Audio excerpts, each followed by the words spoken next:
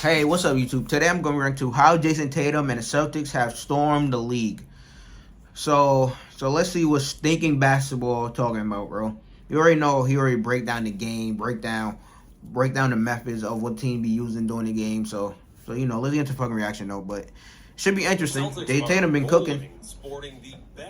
He dropped like 56, no 54 against the Nets.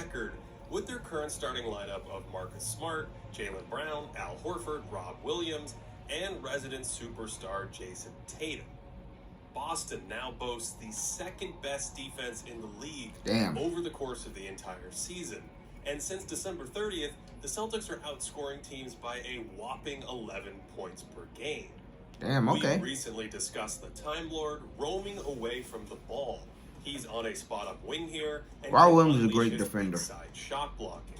And Boston tries to keep Williams in particular spots on the floor.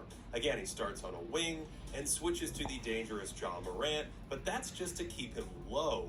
When Morant pops out the other side, keep him close to the basket. Switches again, and this is so coordinated that this defender doesn't even need to look to switch onto Morant. From there, Williams stays in the paint against a big and uses his shot-blocking gifts to send it into the stands. Damn. The Celtics also use... Okay, so they keep Rob Williams to stay, roaming around the paint type shit, so he go, be a paint defender. Which is a great idea. The Celtics also use the triple switch, where 3 defenders are involved. Tatum switches onto Morant, but Smart doesn't take his man, instead going to the corner, and Rob slides in to take Tatum's man. This can work because Jayson can hang with Ja, who doesn't even try him on this play, and it ends up in a really well-defended shot. In the Brad Stevens era, Boston would switch like this to protect small guards like Kemba Walker. There's Smart sliding down, so Kemba can triple switch back to the diminutive Kyle Lowry. But there's no small guard to protect anymore. So these switches are about weaponizing the defense. Smart and Rob exchange behind the play here. So they more proactive instead of reactive. Keeping Williams in the paint. Proactive, and since Nick Claxton isn't a threat in that spot, Smart can sit on Kyrie Irving's right hand to help Grant Williams. Rob can control the paint if he gets a step, and Smart sinks perfectly inside Claxton, and the whole thing is just a defensive clinic. Damn, Smart great is defense. now Boston's smallest player most of the time, and he loves switching onto most big men in the post and holding his ground because he's a 6'3" bulldog who can guard bigger positions, which helps avoid any mismatches from all the switching and lets Boston set the pieces behind the play the way that they want. Bro, that's such a great charge, bro. Like, damn. And lets Boston set the pieces behind the play the way that they want. We've talked about Marcus's all-defensive value before, blowing up screens at the point of attack. It helps to have a savvy veteran like Al Horford out there too, and yet he can guard the post and provide some paint protection with shot blocking or sliding over and taking charges. That helps him rank 6th in the league in forced turnovers per possession. Damn. Marcus Smart is a great defender. Mind-boggling reads.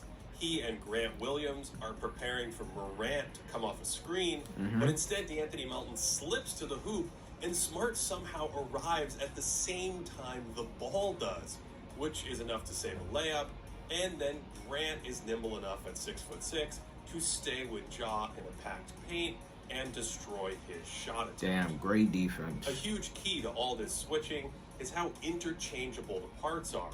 The 6'6" Brown passes Kevin Durant to the 6'6" Williams, and now look at the floor. Rob can roam off his man to deter a drive, and if KD goes to his sweet spot, Smart can dig over and bother the shot, and that ends up in another forced turnover. This is all excellent coaching from rookie Ime Udoka, making sure his switch defenders aren't exposed on an island. Horford switches onto Irving, Rob can roam off the corner to help, and Smart is trying to move up into Kyrie's other driving lane, and his little stunt there toward the middle is enough to trip up Irving. On this one, Morant is passed all the way over to Tatum. On the inbounds, Rob and Smart switch this ball screen so Williams can come off the weak side, and Smart is up near the elbow again to help build a wall against Morant so Tatum doesn't have to guard him alone in isolation, and that's another excellent defensive trip until a loose ball foul on the rebound. Boston's personnel makes this system work. Jaylen Brown is a physically sturdy wing who can guard perimeter players well, and while he's better on the ball than off it, he's still big enough to offer resistance in the paint, on switches, and in help. Then there's Tatum, who's a tapered 6'8", and he has length and rim protection on the back line, and his man defense has improved too. He has the strength to bang with bigger forwards down low. He also uses the Celtics really got good all around like defenders, He has bro. the strength to bang with like, bro, they could throw bodies at low. people. He also uses his length wisely, walling off KD briefly here, and then forcing a turnover by poking it off Kevin's hand. Durant did get Tatum a few times this game. He gets a step and Jayson can't recover. And notice the difference in rim protection with Rob Williams up high instead of sitting on the opposite block. Yeah. On the very next trip, Tatum really locks in though, picking Durant up high, sliding his feet, and then because of that length, it's just about impossible to guard Durant better than and KD forced that one for his real. His defensive agility and footwork has really stood out at times. Later in the game, locking up Kyrie in isolation, and it helps to have defenders behind him in the lane, but Tatum's physical tools do a ton of the work there. Of course, Jayson is the centerpiece of the Celtics offense, and after an incredibly bumpy start to the season, he's scoring 29 points per 75 possessions on a healthy 59% true shooting since December 1st. Damn. More importantly, his decision-making has tightened up, Ooh. and he's making quicker choices while slowing the game down. Here, he hesitates on an extra pass, and that turns into a contested jumper for Brown. Yeah. Or on this Derek White drive, when Tatum gets it back, he record scratches the entire offense, but White had relocated to the corner for a wide open three.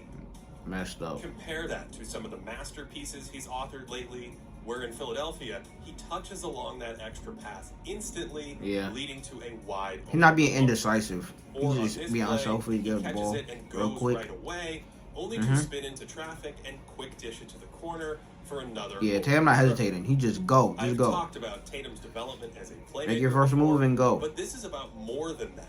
This is about his tempo, his control of the game at his speed while making the right decisions. He turns the corner off the screen here and is methodically reading this corner defender while dribbling in traffic. And since he never slides over, it's a lob to Rob. Yeah. Lob to Rob. I like controlling tempo is really important for how great a player in is. The game, it's a similar situation. That would Russell Westbrook have a problem doing, controlling tempo.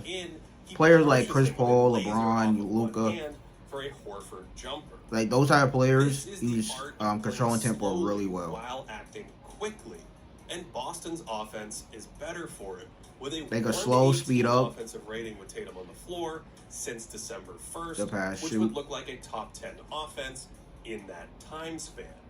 Jayson is also such a big body that he's able to hold off defenders while pushing his way into the paint to find his spots. This is similar to how Luka Doncic uses his big frame to go where he wants with a live dribble, even all the way to the rim. You can also see his control in how he handles traps, calmly using his size to pass over the top, which leads to another open shot.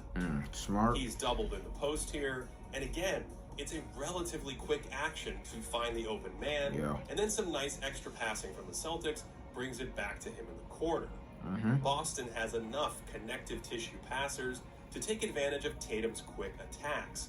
It was Horford there moving it along to a shooter, and on this play, the Nets throw a ton of defensive attention to help the overmatched Seth Curry, and Tatum flicks it to Smart, who instantly moves it to the corner for a Jaylen 3.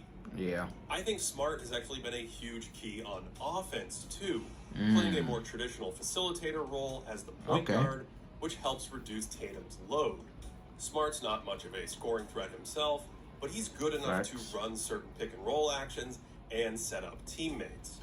He's probably Boston's best pure passer, so he can read a dynamic opening like this when Rob dives to the basket. And Marcus's decision-making has been better this season, passing up borderline shot attempts for himself to set the table for his teammates. By the way, Grant Williams can absolutely stroke it on these spot-ups. He's at 44% from three this season and 51% from the corner. So, if you're keeping score, the Celtics have multiple... I didn't know that about Smart. I really don't watch the Celtics games like that, can but pass damn. as well, either from the top or in more dynamic situations like this. And Smart at point guard frees up Jaylen Brown to do what he does best, which is score and finish plays. Brown isn't nearly the playmaker Tatum is. You don't want him playing a ton of pick and roll, for instance, but he is excellent on sharply attacking from the top like this, or coming off ball for unencumbered isolation touches in his sweet spots. Brown a great two-way. The other big thing Smart does by playing point guard is he keeps that defensive lineup so big with multiple rim protectors and all those switchable similar parts that communicate and work together so well. Damn, break. I'm not sure where the Celtics are going to finish in the Eastern Conference standings. They've climbed all the way to fifth. But between Ime Udoka's coaching, their defensive personnel, and the continually expanding brilliance of Jayson Tatum, they look like a team that has enough to make it all the way to the NBA Finals. To support this channel, check out patreon.com. Yeah, check out Thinking Basketball shit. But let me think. They could make the NBA Finals, but I don't think they are though. I think they get eliminated in the second round. I think getting eliminated in the second round, bro. Like I don't know. I just don't got much faith in the Celtics during the playoffs though. But they've been amazing this season, especially defensively. Jayson Tatum, bro, he's been on a hot streak, bro. He's been cooking since December.